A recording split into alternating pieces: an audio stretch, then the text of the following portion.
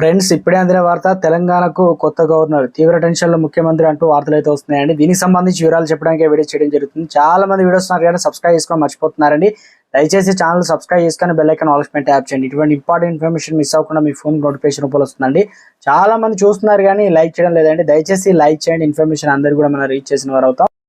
Telangana governor Tamilisai ప్రత్యక్ష రాజకీయాల్లోకి entry ఇస్తారని జోరుగా ప్రచారం జరుగుతుంది. వచ్చే పార్లమెంట్ ఎన్నికల్లో ఆమె మరోసారి ఎంపీగా పోటీ చేయబోతున్నారని గత కొన్ని రోజులుగా పొలిటికల్ సర్కిల్లో పెద్ద ఎత్తున వార్తలు అయితే వినిపిస్తున్నాయి.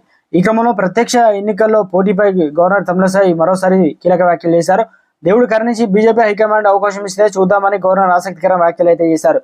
తాను సాధారణ కార్యకర్తనని, తనకు అప్పగించినటువంటి బాధ్యతను సమర్థవంతంగా పూర్తి చేస్తానని అన్నారు. భవిష్యత్తులో కూడా తనపై నమ్మకంతో ఏ బాధ్యత అప్పగించినా తప్పక నిర్వహిస్తానని గవర్నర్ తమిళసై స్పష్టం చేశారు. కాగా వచ్చే పార్లమెంట్ ఎన్నికల్లో 400 ఎంపీ సీట్లు టార్గెట్ పెట్టుకున్న బీజేపీ దక్షిణ భారతదేశంలో గతం కన్నా సీట్లు సంఖ్యను పెంచుకోవాలని ఆపరేషన్ సౌత్ స్టార్ట్ చేసిందన్నమాట. హిందీ బెల్ట్లో అనగా ఫుల్ స్టాంగ్ ఉన్నప్పటికీ సౌత్లో మాత్రం కాస్త వీక్గా ఉంది. దీంతో ఈసారి దక్షిణ భారత్లో మెజారిటీ సీట్లు గెలవాలని బీజేపీ ప్రయత్నిస్తుంది. ఇందులో భాగంగా తెలంగాణ గవర్నర్ తనదైన ముద్ర వేసుకున్న తమిళసైని పార్లమెంట్ ఎన్నికల్లో పోటీ చేయించాలని బీజేపీ ప్లాన్ చేస్తున్నట్టు టాక్.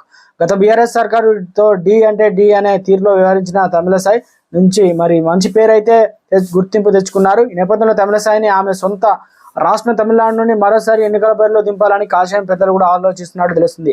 ఈ క్రమంలో బీజేపీ ఆదేశిస్తే పోటీకి సిద్ధమని గవర్నర్ కూడా పరోక్షంగా ఇంటి ఇవ్వడంతో మరోసారి ప్రత్యక్ష రాజకీయాల్లో ఎంట్రీ ఇవ్వడం ఖాయమని ప్రచారం అయితే జరుగుతుంది. ఇదే జరిగితే తెలంగాణలో కొత్త గవర్నర్ అయితే రాబోతున్నారు.